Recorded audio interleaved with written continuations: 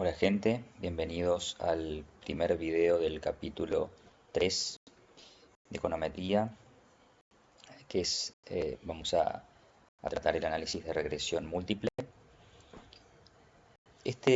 Básicamente esta es una extensión de lo que vimos en el capítulo pasado, el capítulo 2, que era regresión simple, ¿sí? Muy similar, solamente vamos a agregar la complejidad que implica agregar más variables explicativas al modelo, más variables X, ¿sí? Pero básicamente vamos a seguir con la misma terminología que teníamos antes, sin modelo lineal, que dijimos que era lineal en parámetros, con el mismo significado que antes, ¿sí? Los beta 0, beta 1 hasta beta k van a ser los parámetros del modelo desconocidos que queremos estimar, que ya sabemos que son interpretables, se interpretan como el efecto, digamos, de cada variable de x1 a xk, ¿sí? El efecto parcial. Es decir, si yo derivo o la derivada de y con respecto a x1, el beta 1 es la pendiente de la recta de este hiperplano en realidad, ¿sí?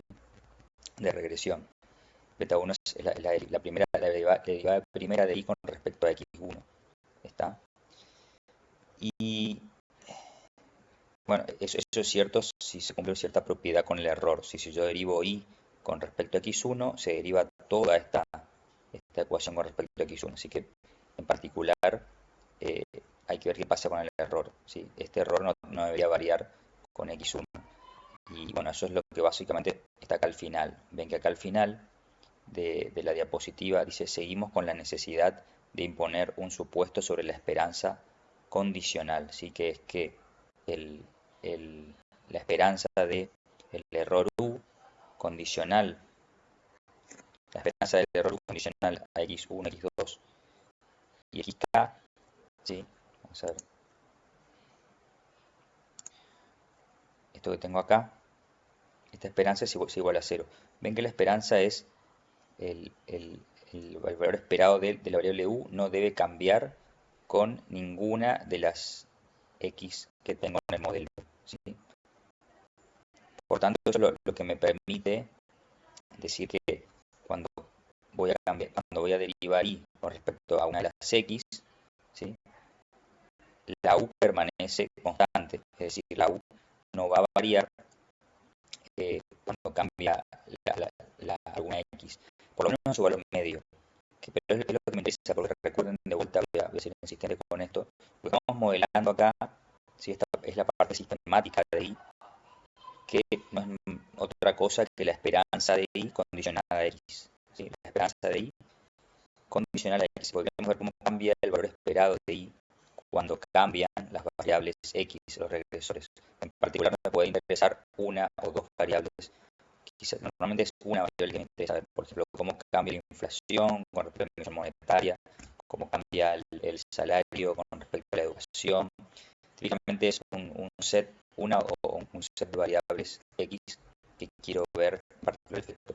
Y las otras son, como vamos a ver ahora, lo que se llaman controles. Ahora vamos a ver por qué, ¿sí? Pero tiene que ver con la interpretación que vimos anteriormente de ceteris paribus.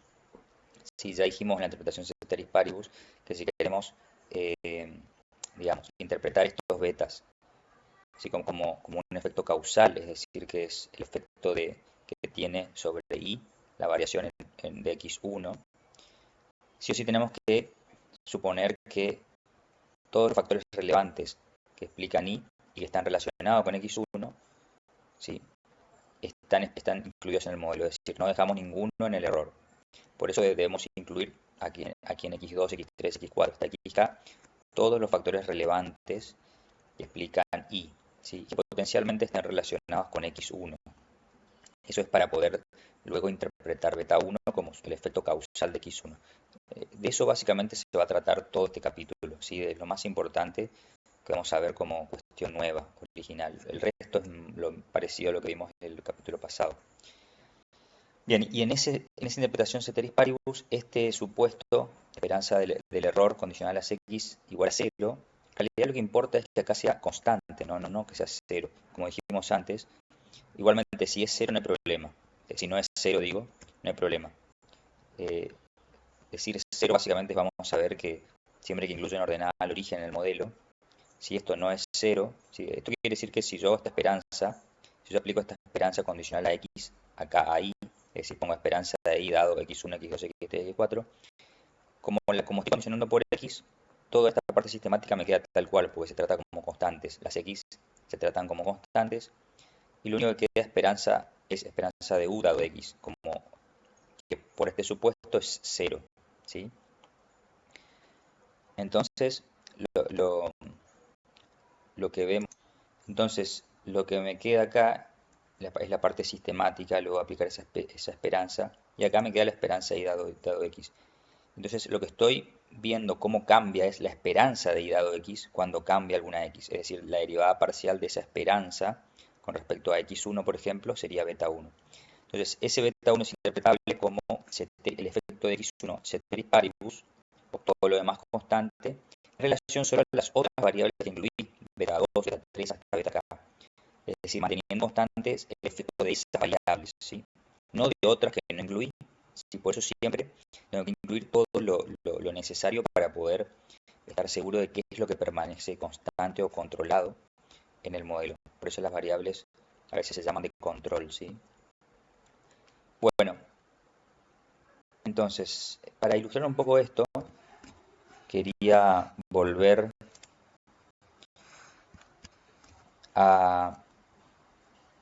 Vamos a ver el Stata. Si el Stata, si abren una base de datos que tienen en el Moodle, en Univirtual de Casas Resistencia 2018, ¿sí? Es la base que está acá en la carpeta guías de TPS, soluciones y bases de datos.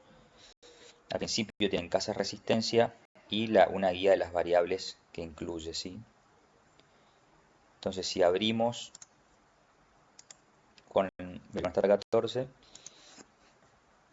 sí tenemos una serie de variables. Básicamente es un relevamiento de precios de venta de casas en Resistencia, buscados en las inmobiliarias online, ¿sí? Tenían el precio de venta de las casas publicado, luego la cantidad de habitaciones, la cantidad de baños, la superficie cubierta de la casa, la superficie del terreno, la distancia al centro en cuadras. Bueno, toda esta descripción la tienen en el archivito de descripción de variables.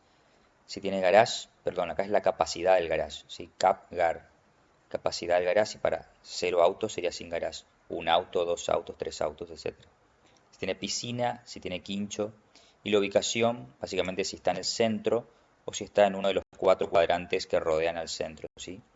Acá, por ejemplo, SAR 9 de julio significa Avenida Sarmiento y 9 de julio, o sea, entre esas dos avenidas, el cuadrante que no es centro y que está entre Sarmiento y 9 de julio, ¿sí? Luego tienen Sarmiento y 25 de mayo, Alberdi 9 de julio y Alberdi y 25 de mayo. Bueno, entonces lo que quiero ilustrar acá es que si hacen la regresión simple, por ejemplo, como hicimos el capítulo pasado, de precio contra, vamos a clicarla acá, precio contra, por ejemplo, esta puede ser interesante, superficie del terreno, ¿sí? Van a encontrar que obviamente el precio va a estar muy relacionado con la superficie del terreno. Si la superficie del terreno está en metros cuadrados, es decir que este estimador del beta 1, ¿sí? 12,25, es cómo cambia el precio, ¿sí? El precio de venta de la casa cuando la superficie del terreno cambia en 1 metro cuadrado, ¿sí? Veamos cómo se mide precio, porque acuérdense que este beta 1 está en unidades de medida del precio, es la cantidad de pesos o dólares en que se evalúe la casa. Vamos a ver, precio dice precio publicado de venta medido en miles de pesos, ¿sí? O sea, una unidad de la variable es 1000 pesos. Eso implica que esto es 12.000 pesos. Es decir, 12.000 pesos cada metro cuadrado de terreno. Obviamente no es un terreno baldío, ¿no? Tiene una casa construida, por eso el valor. ¿Sí? Entonces, esto se puede interpretar como el valor. Uno puede decir, bueno, es lo que el mercado está dispuesto a pagar por cada metro cuadrado adicional de una casa, ¿sí? Eso lo podemos interpretar así. Estos modelos se utilizan en economía, en el mundo inmobiliario para evaluar casas y se llaman modelo de precios hedónicos, que lo que intentan ver es a un producto se vende, en este caso casa, pero pueden ser autos y otros durables, se vende a un precio que responde a una serie de características del terreno. Entonces, cada característica tiene su efecto y eso se interpreta como la disponibilidad a pagar, willingness to pay del consumidor. O sea, la disponibilidad a pagar o digamos, lo que está dispuesto a pagar por esa característica. Si en el caso, un metro cuadrado más de superficie del terreno. Entonces, la pregunta es, ¿se puede interpretar eso como un efecto causal? Es decir, que es la evaluación que el mercado hace de cada metro cuadrado de la casa. Bueno, eso básicamente tiene que ver con si se puede interpretar en forma ceteris paribus, ¿sí? Si este fuese realmente el efecto, si de variar un metro cuadrado en el terreno de la casa, manteniendo constantes todos los demás factores, es decir, características de la casa que influyen en el precio y que además se relacionan con superficie del terreno, sí, esto podría ser interpretado como la valoración del mercado de un metro cuadrado más. Ahora, realmente no hay ninguna característica de la casa que afecte el precio y que no se relacione con el terreno, es decir, habitaciones, número de sanitarios, superficie cubierta, distancia al centro, nada de eso, piscina, nada de eso se relaciona con superficie del terreno. Eso es difícil de creer, seguramente afectan tanto el precio como la superficie del terreno. De hecho, podemos comprobarlo acá.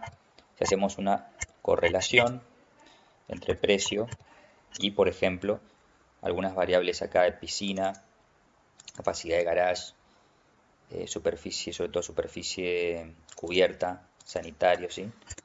Si vemos esto, vemos que las variables tienen mucha correlación, 0,46, 0,5 con piscina, 0,64 con superficie cubierta, o sea, lo cual es natural, ¿sí? Superficie cubierta con superficie del terreno va a estar muy correlacionada claramente.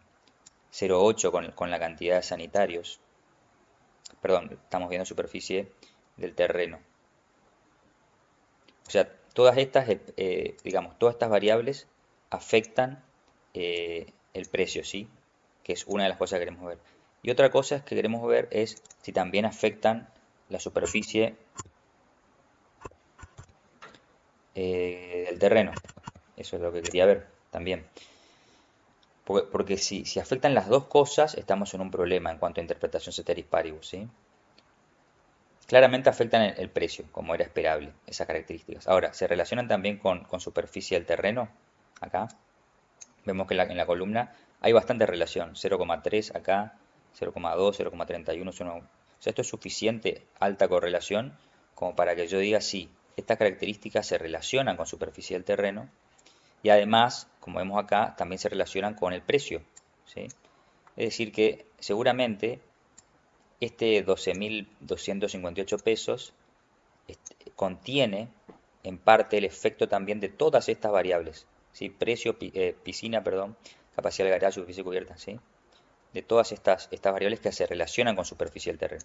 Es decir, que acá superficie del terreno no está variando ceteris paribus el resto, ¿sí? Entonces, ¿qué hay que hacer? Hay que meterlas en el modelo. Hay que, digamos, controlar por esas variables si yo quisiese medir cuánto el mercado valora solo un metro cuadrado adicional más, sin meter otros factores. Claro, porque acá estoy comparando casas de mayor terreno con casas de menor terreno, pero las casas de mayor terreno también pueden ser más grandes sencillamente y tener más habitaciones, más sanitarios. Entonces, por eso yo veo que a medida que aumenta la superficie, aumenta el precio, pero no es por la superficie en sí, sino es que por el terreno, sino la cantidad de habitaciones, la superficie cubierta, ¿sí? Los baños que tiene esa casa. Fíjense, hecho con una simple modificación del modelo, agregándole simplemente la superficie cubierta, ¿sí? Vimos que el efecto que era 12.200 y pico de superficie del terreno ahora baja muchísimo, baja a 7.557, ¿sí? Al incluir superficie cubierta, que tiene un efecto de 35.000 pesos por cada metro cuadrado cubierto, ¿sí?, de construcción.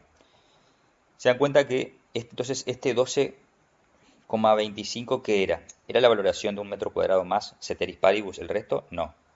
Estaba inflado porque, por ejemplo, entre otras cosas, porque superficie del terreno se correlaciona mucho, acá lo vemos, con superficie cubierta, ¿sí? Superficie del terreno o superficie cubierta, 0,31.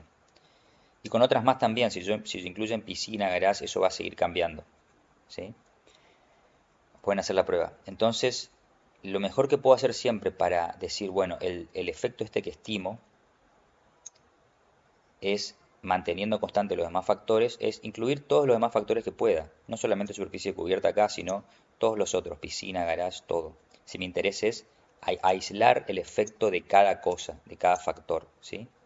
Entonces yo tengo que hacer el modelo lo más completo posible para poder aislar lo que valora, en este caso el mercado, cada característica particular, ¿sí? Es decir, mover esa característica me mueve el precio, pero manteniendo constante todas las demás características, ¿sí? Bueno, esa es la intuición de todo este capítulo, lo más importante, entender eso. Lo importante es que se entiende intuitivamente y después la parte técnica lo demuestra y quizás lo aclara un poco. Bien, entonces, yendo un poco a las diapositivas, acá tenemos el modelo, lo que vimos recién. No vamos a detenernos mucho en esto. Acá estaba lo que es las diferentes formas funcionales. Bueno, esta es otra, además, digamos, de incluir otras variables diferentes, por ejemplo, x1, que supónganse que x1 es esta superficie del terreno, que yo quería aislar su efecto. Y además de poder incluir otras variables para controlar, digamos, por el efecto de otras variables y poder estimar un efecto solo de superficie del terreno, o sea, de x1 acá, puede ser que el efecto de x1 no sea solo lineal, ¿sí? Eso es bastante interesante. ¿A ustedes les parece este efecto que vimos acá de superficie del terreno, que vimos en el stata, ¿sí? ¿Tiene sentido que sea constante, o sea, 7.557 para cualquier valor de superficie del terreno? Esto quiere decir que el efecto de aumentar un metro cuadrado más de superficie me aumenta el precio en 7.500 pesos, ¿sí? Pero no importa si tengo 100 metros cuadrados de superficie, que es 10 por 10, un terreno muy chico, o 1.000 metros cuadrados de superficie, ¿sí? O sea, 20 por 50 de terreno, 20 de frente por 50 de fondo. O sea, no tiene sentido. O sea, claramente, si tengo un terreno de 10 por 10 de una esquina chiquitita que tengo, aumentar un metro cuadrado vale mucho, mucho más que si tengo un terreno de 1.000 metros y aumento también un metro cuadrado, porque un metro cuadrado proporcionalmente es mucho más en el terreno de 100 metros cuadrados, en el terreno chico. Por eso mantener el mismo efecto de siempre una variación absoluta, si siempre en un metro cuadrado, es irreal. Entonces, para ese tipo de cosas, yo necesito modelar un efecto de una variable continua, por ejemplo, como esta, de forma no lineal, por ejemplo, cuadrática, que tenga un efecto cuadrático o logarítmico, ¿sí? O polinómico en general.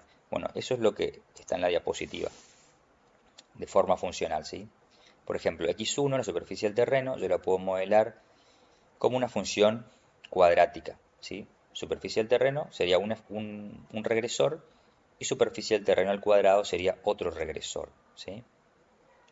Y luego pongo los demás regresores, las demás variables de control. Entonces, en este caso, la derivada de x1 con respecto, la derivada, perdón, de y con respecto a x1, me quedaría igual a el beta 1, o sea, el coeficiente de x1, la variable que está elevada a la primera potencia, más dos veces, este es el cuadrado este que está acá arriba, que baja multiplicando al derivar, por beta 2 por x1. Ven que acá la derivada ya no es constante, ya no es igual a beta 1, ¿sí? Sino que tiene un término variable que depende del punto de partida, o sea, del valor de superficie del cual parto, o sea, en el cual derivo, digamos, es una derivada local, ¿sí?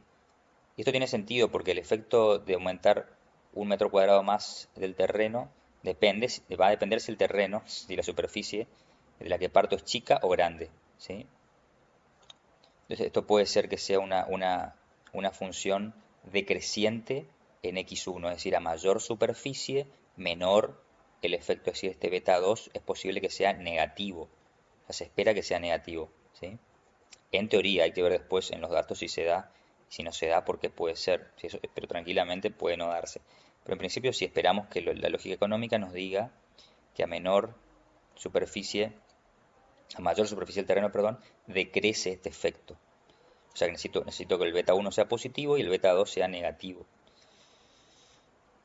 Entonces, así el efecto marginal de x1 no es constante, ¿sí? También podríamos hacer, además de cuadrática, podríamos hacer cúbica la relación, ¿sí? Que implica que al derivar la variable y con respecto a x1 me va a quedar esta función que va a ser cuadrática, es decir, va a tener un efecto marginal, un efecto de x1, pero ya no lineal, o sea, no solamente variable como tenía acá, sino, sino no lineal. Ven que esto que está acá arriba es lineal, es una línea recta, ordenada al origen, más una pendiente, beta 2 por 2, que depende de x1. Acá ya tengo una función cuadrática como efecto marginal, como derivada. Bueno, esto va a ser, quiere decir que además de cambiar, lo hace en forma no lineal. Bueno, y así podrían hacer una función elevada, un polinomio a la cuarta, a la quinta potencia. No hay restricciones, en principio, para modelar eso, ¿sí? Veamos, por ejemplo, un ejemplo, si genero, con el comando gen, o gen, de generar, de generate, genero una nueva variable que sea superficie cualquiera, ¿no? Le voy a poner así, subter 2, que es la superficie del terreno elevada al cuadrado. Que sería superficie del terreno. A ver, vamos, yo le voy a poner así porque no me acuerdo dónde tengo para elevar al cuadrado en mi teclado. Voy a poner superficie del terreno acá. ¿Sí? Es como elevar al cuadrado superficie del terreno. Entonces voy a incluirla en el modelo. Voy a hacer el modelo simple. ¿Sí? A la regresión simple superficie y terreno le voy a agregar un término cuadrático de superficie del terreno, que está acá al final. ¿Sí? Subter 2, la que acabé de crear. Y fíjense que obtenemos exactamente lo esperado, incluso en la regresión simple. ¿Sí? Que puede tener algún sesgo por efectos de otras variables que no controladas. El beta 1 es positivo y el beta 2 es negativo, es decir, a mayor superficie del terreno decae el efecto marginal de 1 metro cuadrado más de superficie. ¿Sí? Era lo que dijimos recién acá y se cumple en esta base de datos. Bien, ahora veamos rápidamente la estimación por mínimos cuadrados ordinarios. Bueno, esta estimación es muy similar a la que vimos antes, nada más que tenemos más parámetros contra los cuales derivar la suma de residuos al cuadrado. Acuérdense que esto es minimizar esta suma de los residuos definidos como cada observación de i menos la parte sistemática del modelo que depende ahora de un número k de x, de variables x, ¿sí? Y todo ese residuo al cuadrado y sumo en n, que es la muestra, el tamaño muestral, y minimizo en función de beta 0, beta 2 hasta beta k. Es decir, la derivada primera de esta suma, así que le llamo SRC, respecto a beta 0, beta 1, y la condición de primer orden sería igualar a 0 esas derivadas. Y estas son las restricciones, ¿sí? Que, igual que vimos antes, restricciones que le impongo a la muestra que vienen de la población. La suma de los residuos la suma de los residuos, perdón, igual a 0, y la covarianza entre los residuos y cada una de las x igual a 0. Es la versión muestral en que es el numerador de una covarianza. Y esta es la suma de los residuos, ¿sí? O sea, vienen de los supuestos que vamos a ver un poco más adelante, pero el supuesto que implica estas correlaciones igual a 0 está acá arriba. Este supuesto, bueno, justo ahí está, el de abajo, esperanza de U de x1, x2, eso tiene como implicancia, eso es independencia en media. U es independiente de x1, x2, xk en media. Y eso implica que las covarianzas individuales de U y x1, U, x2 hasta U, xk sea igual a 0. ¿Sí? Es más débil, esto es más fuerte, pero esto es lo que está implicando eso, esa covarianza 0 que tengo acá. ¿Sí? lo impongo en mi muestra y simplemente resuelvo este sistema para beta 0, beta 1 hasta beta k. Bueno, vayamos a la interpretación. ¿Cómo se interpreta este problema? O sea, mejor dicho, esta estimación. Este es el modelo estimado, ¿ven? Y estimada es igual a beta 0 estimada, para beta 1 estimada, por x1, etc. Si yo varío la y estimada, esto, la única forma que varía es que varíen las x1, x2 hasta xk, dado que los betas son unas estimaciones, son números, ¿sí? Estimados. Entonces, si yo tengo esto, ¿sí? Que la variación de y depende de la variación de las x, si yo mantengo x2 a xk constante, es decir, estos deltas son igual a 0, delta 2, delta 3, delta 4 hasta delta k es igual a 0, son iguales a 0, entonces me queda que delta i es solamente beta 1 estimado por delta x1, ¿sí? Entonces se puede decir que beta 1 tiene una interpretación ceteris paribus, en el sentido que yo explícitamente igualé a 0 la variación de x2, la variación de x3 hasta xk. Es decir, que tiene una interpretación ceteris paribus respecto a x2, x3, x4, xk. ¿Sí? Porque sí o sí las igualé a 0, no tengo otra forma, si no son 0 no llego a esta expresión. ¿Sí? Entonces la igualé a 0 para llegar a esta expresión, o sea que con beta 1. Así que beta 1 depende, es el efecto x1 al menos manteniendo constante de x2 a xk. Esto es lo que dijimos ya en la intuición al inicio, ¿no? Con el ejemplo de las casas. Bueno, las propiedades algebraicas. Ves que vamos a ir un poco más rápido acá porque esto es lo mismo que vimos en el capítulo 2.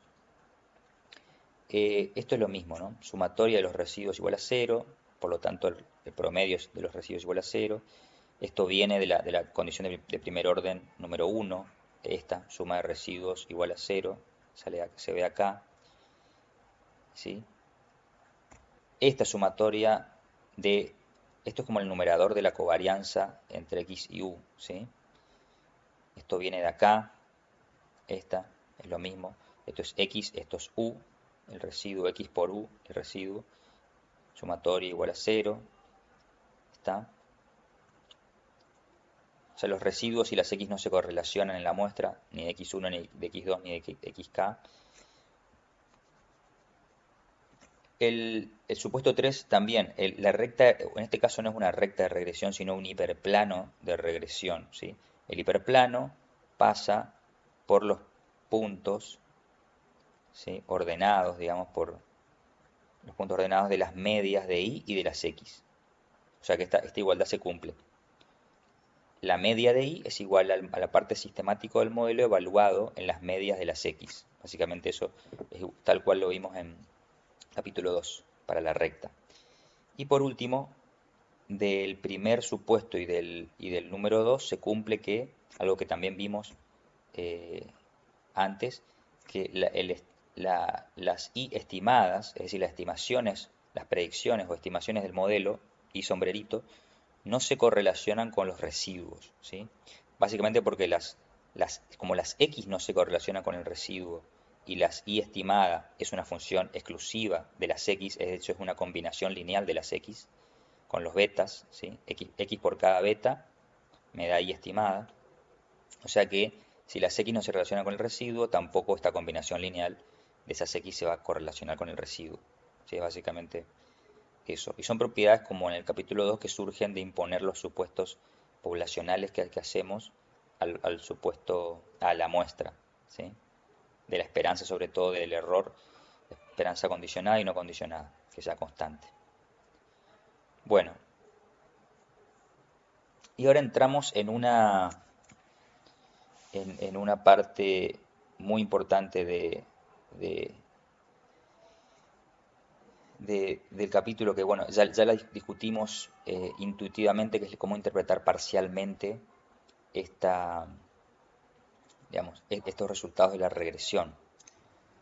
Pero acá la diferencia principal es, digamos, el formalismo, un poco más de formalismo matemático para entender cuál es la mecánica estadística matemática detrás esta parcialización o interpretación ceteris paribus, ¿sí? ¿Cómo logra?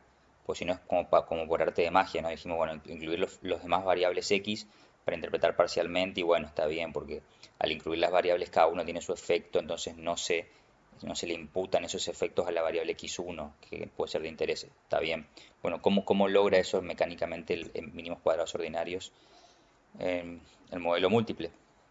Bueno, básicamente si consideramos solo dos variables, k igual a 2, tenemos este modelo de x1 y x2, lo estimamos, obteniendo esto.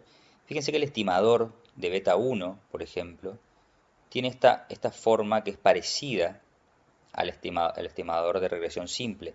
El estimador de regresión simple, solamente de y contra x1, sería sumatoria de x1 por y, ¿sí?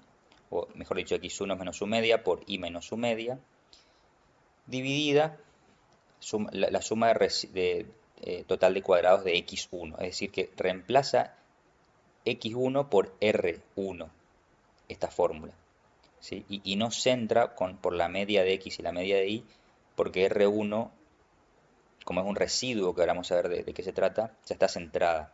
Era como sucedía acá cuando decíamos que esto es una correlación, básicamente porque en la correlación, el numerador de una correlación, se necesita que una de las variables, solo una, o con al menos una suficiente, esté centrada en su media. Como el residuo es cero en este caso, está restado su media, o sea, ya está centrado, ¿sí? No hace falta centrar esta otra variable. Lo mismo pasa acá. R es un residuo, por lo tanto ya está centrado. O sea que esto es la correlación entre R, un residuo, e I, ¿sí? Sobre la suma total de cuadrados de ese residuo.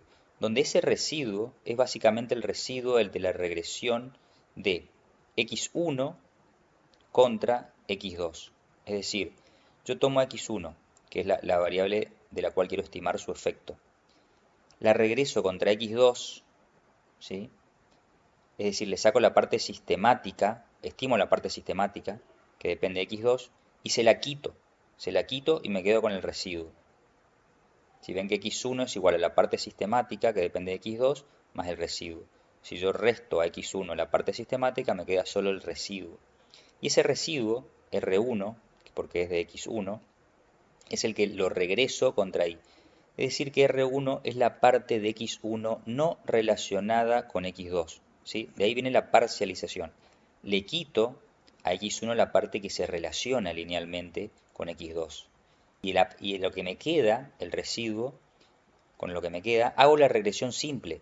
Hago la regresión simple de y contra ese residuo, en vez de y contra x1. ¿Sí? Eso me da exactamente el estimador beta 1 de esta regresión, como si hiciese las dos juntas, con x1 y x2. Como si resolviese el sistema de ecuaciones con tres restricciones, beta 0, beta 1 y beta 2. ¿Sí? Me da lo mismo para el beta 1 este. Está interesante porque es como ver aplicando regresión simple con dos CPO, con dos condiciones de primer orden, pero iterativamente, primero una vez x1 contra x2, ¿sí? Y después otra vez los residuos de x1 contra y, ¿sí? En forma iterativa. Solo con regresión simple puedo llegar a los estimadores de regresión múltiple, ¿sí? Bien. Pero lo importante es eso, ver cómo es la mecánica de la regresión. Beta 1 es ceteris paribus, el efecto de x1, ¿sí? O sea, el efecto de x1 ceteris paribus x2. ¿Por qué? Porque para estimarlo desconté el efecto de x2. ¿Cómo? Quitando la variabilidad que depende de x2 de x1. O sea, de x1 le quito lo que depende de x2. Y solo con eso, solo esa parte, obtengo beta 1, o sea, relacionándola con y. ¿Sí? Bien. Entonces, bueno, acá es un poco lo mismo que dijimos recién, ¿sí? Sí, entonces, bueno, esperen, y lo mismo al revés. Beta 2 sería R acá también, pero R sub I2. Acá en vez de un 1 sería un 2, el subíndice de R. En ese caso R sería la regresión de x2 contra x1, ¿sí? Pero es lo mismo. Luego esos residuos los regreso entonces con I. Entonces vemos que regresar y sobre x1 y x2 da la misma estimación del efecto de x1 que regresar y sobre los residuos de la regresión de x1 sobre x2. ¿Está? Es lo mismo que dijimos recién. Esto significa que solo la parte de x1 que no está correlacionada con x2 está siendo relacionada a y o con y, por lo que estamos estimando el efecto de x1 sobre y después de que x2 ha sido parcialmente eliminada. ¿Sí? Por eso la interpretación se llama parcializada. Y de ahí viene la interpretación ceteris paribus o causal de beta 1 y beta 2 en la regresión múltiple. ¿Sí? Bueno, acá tenemos para redondear este análisis, ¿cuándo aplicar regresión simple y cuándo múltiple? ¿Sí? ¿Cuándo se justifica aplicar múltiple y no simple? Bueno, fíjense que acá les dice que el que está acá arriba, el primer modelo es la regresión simple, ¿sí? de y contra x1, y la de abajo es y contra x1 más x2, es la versión múltiple. Entonces la pregunta es, ¿cuándo, por ejemplo, eh, son diferentes beta 1 virgulilla y beta 1 sombrerito, ¿sí? Estimada? O sea, generalmente les dice que van a ser distintos, pero hay casos en que van a ser iguales o muy parecidos. ¿Cuándo? Cuando el efecto de beta 2, ¿sí? en el modelo múltiple sea cero, o digamos sea muy cercano a cero. Es decir, no hay efecto parcial de x2 sobre y. Ahí, digamos, hacer el múltiple o el simple me da igual, porque x2 no tiene efecto sobre y. Por lo tanto, lo que me dé acá en el múltiple va a ser muy parecido a lo que me dé en el simple, ¿sí? O sea, su inclusión no me cambia nada. Y la otra es que x1 y x2 no estén correlacionadas en la muestra, o sea, su correlación o covarianza sea cero, ¿sí? Aunque el beta 2 sea distinto de cero, ¿sí? O sea, x2 puede tener un efecto sobre y, pero al no estar relacionada con x1, no me va a cambiar la estimación de beta 1 en la regresión con respecto a la regresión simple. Fíjense, esto es acá en interpretación parcializada que vimos antes, 2 diapositivas antes, sería como que en esta regresión de x1 contra x2 no haya relación, es decir, el gamma sub 2, ¿sí? sea cero. O sea que el residuo R va a ser igual a x1. ¿Está? O sea que si yo meto x1 acá, ¿sí? Estamos en la formulita de la regresión simple. O sea que hacer regresión simple y múltiple me da lo mismo, ¿sí? Porque al hacer la múltiple, digamos, no me cambia nada, porque al no haber relación de x1 y x2, ¿sí? Este residuo es igual a x1. Obviamente acá tendría que centrarla en 0 a x1 en ese caso. Bien, sí, si es que uso x1, sí, sí. En realidad si hago esta regresión ya estaría centrada, pero aunque esto sea 0. Bueno, eso es una cuestión técnica, no importa. Bien, o sea que, pero en general siempre con una base de datos real, nunca van a ser iguales, pero pueden ser muy parecidas, ¿sí? Si se dan algunas de estas aproximaciones. Esto próximo a 0, beta 2 o la covarianza o correlación entre x1 y x2 cercana a 0. Bien, vamos a ver, eh, bueno, antes de ir al R un poquito, quería mostrarles rápidamente lo que es bondad del ajuste. ¿Por qué? Porque esto podemos ir rápido, ¿sí? La bondad del ajuste, recuerden que era la derivación del R cuadrado, ¿sí? O el coeficiente de determinación, que lo que hacía era descomponer, esto es tal cual en lo que vimos en el capítulo 2, ¿sí? Descomponía la variabilidad total de la variable explicada y luego de su parte sistemática estimada con el modelo y sombrerito, ¿sí? La suma total de cuadrados de esas variables y luego la suma de residuos al cuadrado, que sería la suma total de cuadrados de la parte no sistemática del modelo. Entonces tenemos que el cociente entre suma explicada SS de cuadrados o STC, ¿sí? Es el igual al R cuadrado, ¿sí? O lo mismo es decir que 1 menos suma de residuos al cuadrado sobre suma total de cuadrados, ¿sí? Es el coeficiente de determinación, que era esto. Es tal cual igual a lo que vimos en la diapositiva, el capítulo pasado, así que no vamos a ahondar en eso. Y sí vamos a dar una vueltita de tuerca, así como dijimos que en regresión simple dijimos que el coeficiente de correlación entre y x1 elevado al cuadrado era igual al r cuadrado, el coeficiente de determinación. Acá es algo, no vamos a decir algo parecido, pero que acá vamos a decir que la correlación o el coeficiente de correlación entre y, la variable y su estimación en el modelo múltiple, y sombrerito, si esa correlación elevada al cuadrado, ¿sí?, es igual al r cuadrado. ¿Sí? O sea que una vez que tenemos los valores de y sus predicciones con el modelo múltiple, le calculamos la correlación y la elevamos al cuadrado y obtenemos el r cuadrado, el coeficiente de determinación, que me decía qué proporción de la variabilidad total de y, es decir, qué proporción de esta sumatoria, variabilidad total de cuadrados de y, es explicada, o sea, qué proporción de esta variabilidad es explicada por la variabilidad sistemática, ¿sí? La variabilidad que depende de x, de las x en este caso. Y bueno, acá abajo les aclara que, al igual que el coeficiente de correlación, ¿sí?, este r cuadrado tiene propiedades similares. Sobre todo, por ejemplo, es robusto a cambios de escala. Ahí abajo le dice sobre todo robusto a cambios de escala. Es decir, que cuando mido en unidades de medida distintas la variable y, ¿sí?, o la variable x, da igual, pero en este caso la variable y, no me cambia. Lo cual tiene sentido, obviamente, o sea, medir los precios de las casas en dólares en vez de pesos no me debería cambiar la bondad del ajuste del modelo, ni incluso los efectos estimados más allá del cambio de unidad de medida, ¿sí? Eh, lo cual es lógico. Si solamente por un cambio de unidad no me puedo afectar esas cosas, o si no sería algo eh, que no tiene ninguna robustez. Bien, vamos a, ahora para terminar, ilustrar con el R un poquito esto de regresión múltiple y efectos parciales.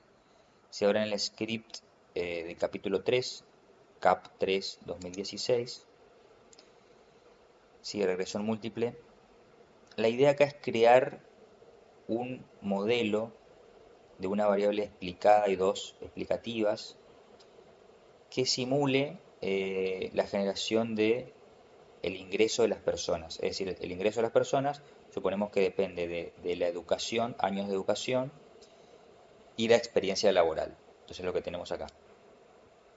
Creamos dos regresores, uno de educación y otro de experiencia. Fijamos antes una semilla.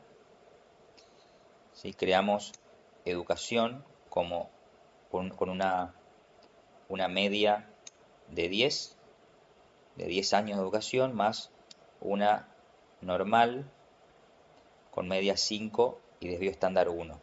¿Sí?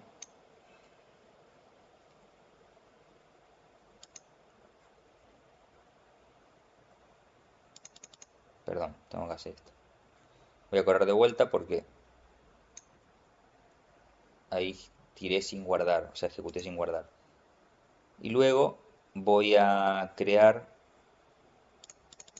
experiencia como partiendo de, de 30, de un valor de 30 cuando educación vale 0, un valor autónomo de experiencia, digamos, de 30 años, pero le voy a quitar años de experiencia en la medida que aumenta educación. Es decir, que al aumentar educación disminuye la experiencia. ¿Sí? Esto es bajo el supuesto, es un supuesto, ¿no?, que si yo estudio, no trabajo, entonces en general, en mayor medida, por lo tanto la experiencia laboral se reduce. Más un error que es uniforme, que va entre menos 5 y 5, ¿sí? O sea que le resta y suma un número continuo entre, pues un número decimal entre menos 5 y 5 a esto que tengo acá, 30 menos 1,2 por educación.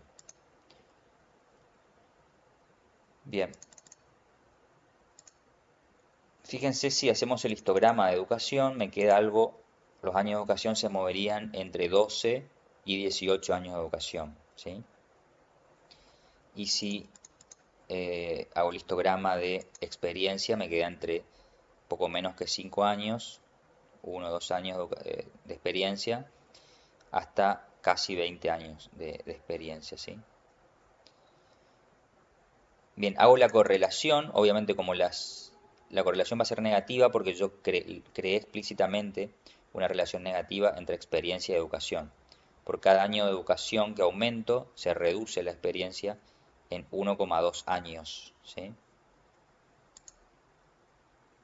Esto tendría una lógica de que, bueno, por cada año formal de educación que gano, se reduce más la experiencia porque puede ser que completar un año de educación, sobre todo en la universidad, me puede llevar más de un año cronológico, ¿no? Entonces que no me deja, que no trabajaría. Pero bueno, es simplemente un ejercicio de simulación. La correlación me da negativa de 0,43, 0,43.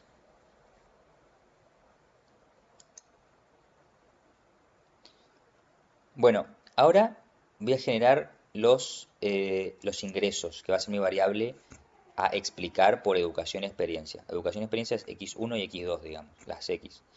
Entonces genero primero un error para que quede explícito acá, que generó el error u, que es del que hablamos en las diapositivas, ¿sí? El error u, que es igual a una. Fíjense que todas las generaciones son 500 valores de educación, 500 valores de experiencia y ahora 500 valores del error u. Es decir, que mi muestra, entre comillas, va a ser de 500, de tamaño 500. Genero u y luego armo la que sería el proceso generador de datos, de este caso de la variable ingreso. Ingreso viene generada por una ordenada al origen beta 0 de 50 más beta 1 igual a 1 por educación, es decir, cada año de educación aumenta el ingreso en 1. 1 podría ser miles de pesos, ¿sí? 1 es 1000 pesos. Y la experiencia, ¿sí? Cada año de experiencia que aumenta, me aumenta el ingreso en 500 pesos, ¿sí? 1000 por 0,5. Si mido ingreso en miles de pesos. Bueno, si ejecuto el código para formar ingreso y hago el histograma, me queda una distribución de ingresos que se mueve entre 66.000 pesos y 76.000 pesos. Bueno, bajo el supuesto esto que medimos como miles de pesos. Y podría ser esto ingreso por hora en alguna actividad, ¿sí? Y estos serían pesos, no miles de pesos, pero por hora trabajada, por ejemplo, o lo que fuere, ¿sí? Eso eh, es un ejercicio simplemente. Si ploteamos cada variable X, educación y experiencia contra ingreso, por ejemplo ahora educación, vemos la vamos a agrandar, vamos a hacerlo acá, vamos a hacerlo así con el X11, agrandamos, creamos o sea, básicamente acá puse X11, ¿no? Corran ese X11 y les abre una ventana para el gráfico para que nos quede más cómodo. La abrimos. Ven que acá tenemos una relación que sabemos que es positiva porque la creamos, pero bueno, no es tan fácil de ver al ojo, ¿no? Un poquito se ve que esta zona de este cuadrante está un poco más cargado que acá arriba y este más cargado acá, pero bueno, no, no es tan clara la relación en términos gráficos de simple vista, aunque sabemos que hay relación positiva. Y si hacemos lo mismo, abrimos una ventana y luego ploteamos la experiencia y el ingreso, vamos a tener de vuelta una relación positiva, acá sí un poco más, digamos, más notoria, ¿no? La relación positiva. Las dos variables que afectan positivamente el ingreso, pero están relacionadas inversamente. ¿Sí? ¿Está claro? O sea, los dos factores que me afectan el ingreso lo afectan positivamente, o como es de esperar en el siendo una teoría económica, pero entre ellas están las variables, entre las X hay relación negativa. Cuando aumenta una, baja la otra. O sea, las personas con más educación tienen menos experiencia y las personas con más experiencia tienen menos educación, en promedio. En promedio. Acuérdense que a todas las variables le sumé un componente aleatorio, ¿sí? O sea que estas son relaciones promedio. Bien, acá vemos cómo se aproximan, entre comillas, los supuestos de Gauss-Markov en la muestra. Cuán bien se aproximan en la muestra creada los supuestos de Gauss-Markov. Acuérdense que mientras más se aproximan los supuestos poblacionales que imponemos, que U no se correlacione con las X, por ejemplo, y que tenga media cero, mientras más se aproximen en la muestra a esos supuestos, menor error muestral voy a tener. O sea, mis estimadores van a aproximar bien a los verdaderos con la muestra, ¿sí? En este caso tengo una muestra grande, así que seguramente se van a aproximar bien. ¿Ven? La correlación es prácticamente cero entre educación y el error. Acá la correlación también 0,015 negativa. Y la media del error, que es lo que gobierna la ordenada al origen, también tenemos 0,02, también bastante cercana a cero. Bien, ahora vamos con esta muestra creada que acabamos de ilustrar, graficar y sacar que también se cumplen los supuestos poblacionales en esta muestra. Vamos a ajustar el modelo, pero solamente de regresión simple entre ingreso y educ, es decir, excluyendo experiencia. Vamos a llamarle modelo mal especificado 1, mod mal esp 1, ¿sí? Bueno, fíjense que si ustedes corren la regresión, como la versión del comando regress de stata en R es LM. Nada más que tienen que poner la ecuación de regresión entre paréntesis y en vez de un igual, para la ecuación que separa, digamos, signo que separa la variable i de las x, es una virgulilla.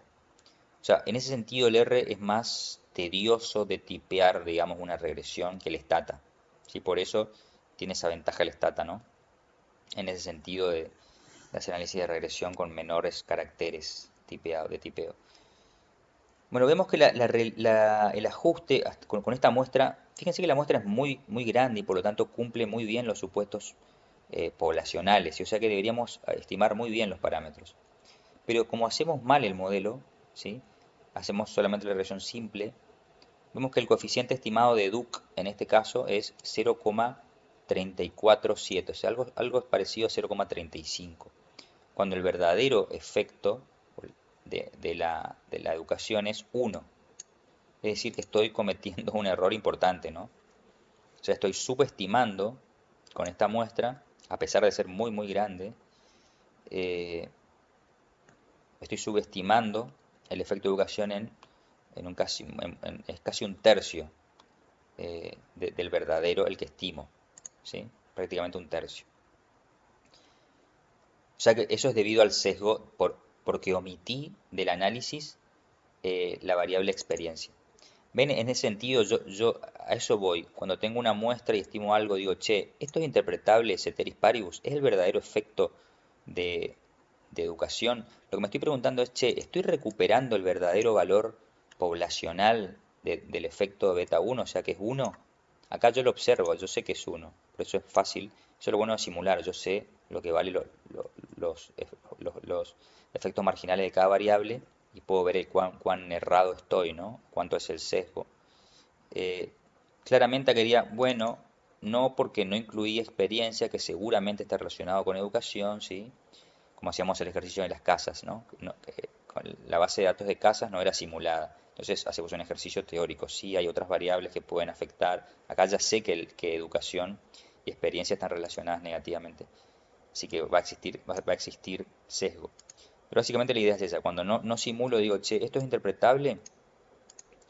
Eh, Interpretar ceteris paribus, ¿qué significa eso? Che, estoy estimando bien este valor de 1, ¿sí? ¿Se entiende? Que es el poblacional, el inobservado en la práctica. Bueno, claramente acá sé que no, ¿sí? ¿Por qué? Porque especifiqué mal el modelo. Falta una variable relevante y que tiene efecto sobre ingreso y que se relaciona con educación. Por lo tanto, esto va a tener un sesgo, ¿no? No va a ser interpretado ceteris paribus. Sobre cómo calcular el sesgo vamos a ver el video que viene. Esto se calcula con exactitud con los datos poblacionales y muestrales. El sesgo, digamos. Bueno, si hago al revés, el modelo mal especificado, versión 2, digamos, ingreso contra experiencia. me da 0,35 el efecto de la experiencia cuando el verdadero efecto es 0,5. Acá no estoy tan lejos, pero sigue siendo un sesgo importante, ¿sí? De vuelta, ¿cuán bien estima esto el 0,5? ¿Sí? En este caso no estima tan mal como antes, pero esto es un error bastante grande. Encima con una muestra grande como esta debería estimarlo esto con mucha precisión. O sea, claramente acá hay un problema de sesgo que yo ya sé que existe porque omití una variable relevante. ¿Sí? Fíjense qué pasa si yo estimo el modelo correcto, o sea, bien especificado, con las dos variables, las únicas dos que afectan el ingreso. Le llamo modelo OK y estimo. Ven que acá lo único que cambié es en la expresión de fórmula el signo más, educ más expert, en la formulita de regresión del comando lm. Ven que acá a lo que sale en el comando lm lo guardo en un objeto, ¿no? Eso ya lo hablamos antes, cómo funciona el R, ustedes lo saben de estadística 2. Bien, entonces acá me dio exactamente 1 prácticamente. El estimador es 1.0018, ¿sí? El estimador del verdadero valor de que es 1, el efecto de educación, y experiencia que su efecto poblacional es 0,5, lo estimé como 0,495. Claro, hay altísima exactitud porque es un modelo sencillo. La parte sistemática tiene una variabilidad grande respecto de la parte no sistemática. Acuérdense que de eso depende la precisión, ¿sí? Y el tamaño muestral es grande, de eso depende de la precisión. El modelo es sencillo, no hay tantos parámetros, o sea, está todo dado para estimar con cualquier muestra que yo genere de este tamaño, con este modelo, voy a sacar cosas muy bien estimadas, a eso voy. Prueben ustedes, prueben generar con otra semilla, no con esta, 4433, prueben con otra semilla y van a ver que siempre van a estar muy cerca de los verdaderos valores, ¿sí? Bien, claramente entonces lo que teníamos antes era el efecto de un sesgo. Cuando estimábamos el modelo mal especificado, las dos versiones, errábamos por tanto por culpa de un sesgo, ¿no? Si bien ahora con una sola muestra no se puede derivar un sesgo. Ahora vamos a ver más adelante cómo, cuando veamos la parte de, definamos bien el sesgo, vamos a analizar a ver cómo derivarlo, cómo estimarlo, aproximar el sesgo. Bueno, y por último, para cerrar, vamos a ver lo que es, a ilustrar lo que era esto de interpretación parcializada, ¿no? Básicamente vamos a aplicar la formulita que vimos. ¿Qué pasa si primero vamos a hacer regresión múltiple? O sea, vamos a llegar a estos mismos coeficientes de regresión múltiple, 1 y 0,495, 1,008. Vamos a llegar, pero haciendo los pasos con regresión simple de parcialización. ¿Sí? Es decir, para derivar, para estimar, por ejemplo, el efecto de educación, primero vamos a regresar con regresión simple, educación contra experiencia. Vamos a quedarnos con los residuos de ese modelo, que va a ser la parte de educación no relacionada con la experiencia, y esos residuos vamos a aplicarle regresión simple contra X, contra Y. O sea, vamos a hacer la variable Y, ingreso, perdón, relacionada con esos residuos de educación. ¿Tá? Y vamos a ver que vamos a obtener exactamente este valor. Esa es la lógica de lo que vamos a hacer ahora. Bueno, yo voy a guardar en un objeto que le llamo expert de experiencia, resid de residuos, ¿sí? Yo directamente, el R les permite extraer los residuos. Hay muchas formas de guardar los residuos de una regresión, pero yo voy a usar el comando residuals que ya extrae los residuos de lo que me sale en este comando lm.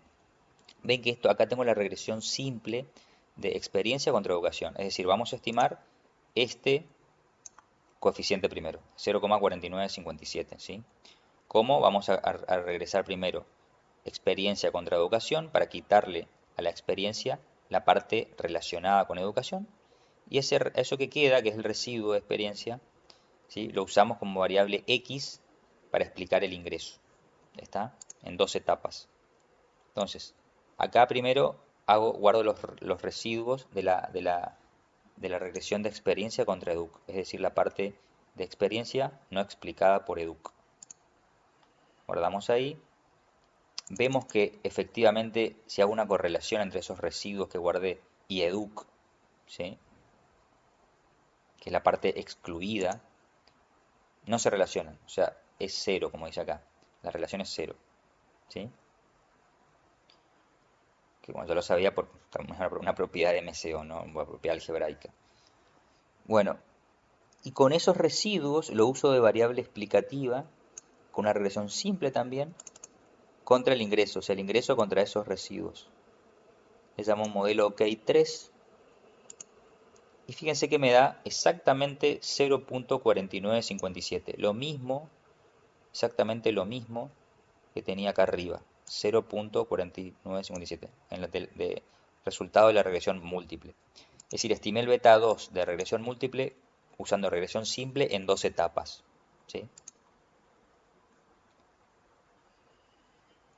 Y, y lo otro, bueno, acá esto lo dejo como tarea, hacer lo mismo, pero educación contra lo de educación, o sea, estimar este 1,0018.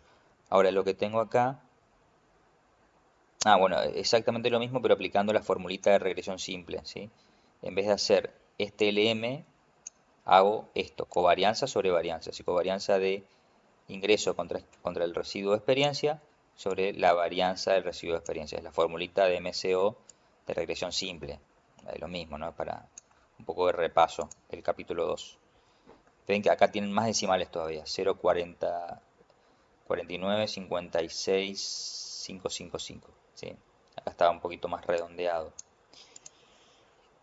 Bien, esto que sí háganlo ustedes, parcializamos el regresor de educación. O sea, obtenemos este 1,18 parcializando. Ven que si tuviese más variables, lo único que tengo que hacer en esta primera etapa que vimos de regresar experiencia contra X1 contra X2, o sea, experiencia contra Duc, si tuviese X3, por ejemplo, qué sé yo, el sector donde trabaja el tipo, lo que sea, o la edad, tendría que hacer la regresión de experiencia contra educación y edad, ¿sí? O sea, primero. Y si tengo más variables, las incluyo en esta primera regresión. Y después me quedo con el residuo, como dice acá, y opero de igual manera que antes. Así que bueno, con esto terminamos este video, ¿sí? Luego vamos a ver en el capítulo que sigue ya la parte formal de derivación de sesgos. Sesgos por esta omisión de variable que acabamos de, de explicar, ¿sí? Y vamos a ver los supuestos de Gauss-Markov para que se produzca el insesgamiento, que es lo que queremos obtener cada vez que aplicamos estos métodos, ¿sí? Llegar al mejor modelo que nos dé estimaciones insesgadas. Bien, lo dejamos acá, nos vemos en el próximo video.